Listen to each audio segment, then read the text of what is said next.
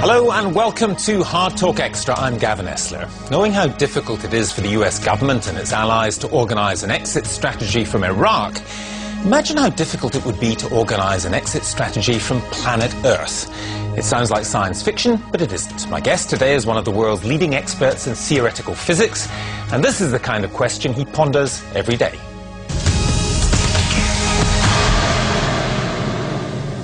Michio Kaku, a warm welcome to Hard Talk Extra. Glad to be on the show. Now, you ponder, and let's start with the easy question first, the end of the world, the end of the universe, and so on. How do you know about the end of the universe? Well, we have a satellite in outer space, a WMAP, that has forced us to rewrite all the textbooks on cosmology. We physicists thought we knew it all, that the universe is made out of atoms. The old picture was that the universe is some kind of soap bubble. This is a picture given to us by Albert Einstein. And the soap bubble, well, it's expanding slowly, but it's slowing down. And we're like flies trapped on fly paper. We can't leave our soap bubble. That's the old picture. The WMAP satellite has forced us to throw out all this and introduce a whole new set of facts.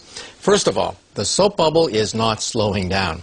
It is speeding up. It is out of control. It's expanding so rapidly that it could force a premature death of the universe.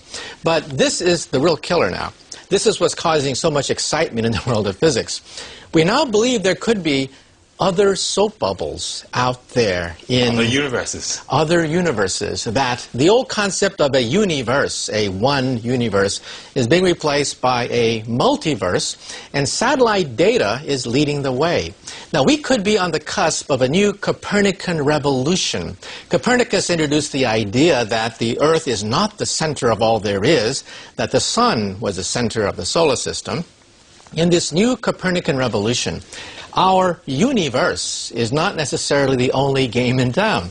That there could be other soap bubbles, that soap bubbles can fission in half, like bud, sprout baby soap bubbles. Baby universes. Baby universes. That's right. And Stephen Hawking has even written about these baby universes. What would they be like if we met one of these baby universes? And speculation is now turned into hard fact, because in 6 years' time now, a new satellite is going up into orbit called LISA, Laser Interferometry Space Antenna, which could nail it to the wall. LISA could give us, now get this, LISA could give us baby pictures of the instant of creation itself.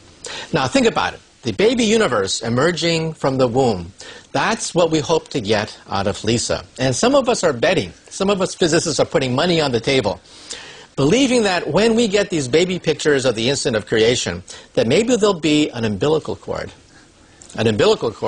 connecting our universe to a parent universe. Because we were a bubble off a previous universe. That's right. And maybe our universe has given birth to other baby universes. So another umbilical cord going another way. That's right. Now, people already will be thinking of this and thinking, well, this is physics? This is surely not physics. You're first of all rewriting the English language. No longer universe doesn't mean everything, it just means part of everything.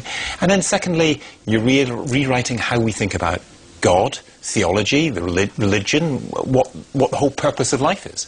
That's right. If you really think about the multiverse idea, it's staggering in its philosophical and theological scope. For example, when I was a child, I used to go to Sunday school and learn in the Presbyterian Church all about the moment of Genesis. And it was such a thrilling story, this man saying, "Let there be light." But you know, my parents are Buddhists, and in Buddhism, there is no Genesis. There's nirvana. Nirvana is timeless. There's no beginning, and there's no end. So for all these years, I had these two mutually exclusive ideas in my head.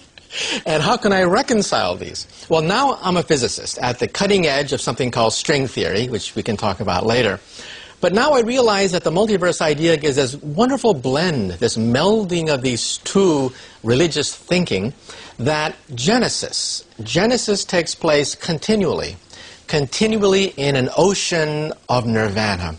That these bubbles are sprouting out of nirvana, and this nirvana is something we call 11-dimensional hyperspace.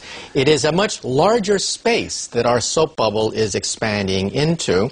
And so we have a beautiful melding of a timeless nirvana giving birth to multiple Genesis. Well, we'll come on to some of the details in a moment. I just wondered, though, whether when you talked about it's like Copernicus saying that the Earth isn't the way we thought of it before, and that the sun doesn't go round us, it's the other way round, and these religious examples, you sound like a heretic. And heretics get burned at the stake. We don't believe you. You're upsetting the natural order. Well, in 1600, Giordano Bruno, a former Catholic priest, was burned alive by the Catholic Church for saying precisely these things. He talked about parallel worlds in outer space, other suns, and what could be more innocent than the idea of alien civilizations out there in the heavens? But think about it. If you do believe in these parallel worlds in space, the Church would say to itself, is there a Pope? Is there a Trinity? Pope. Is there a parallel Christ? Is there a parallel saints? How many saints are there in outer space? How many popes? Which pope has religious jurisdiction over any other pope?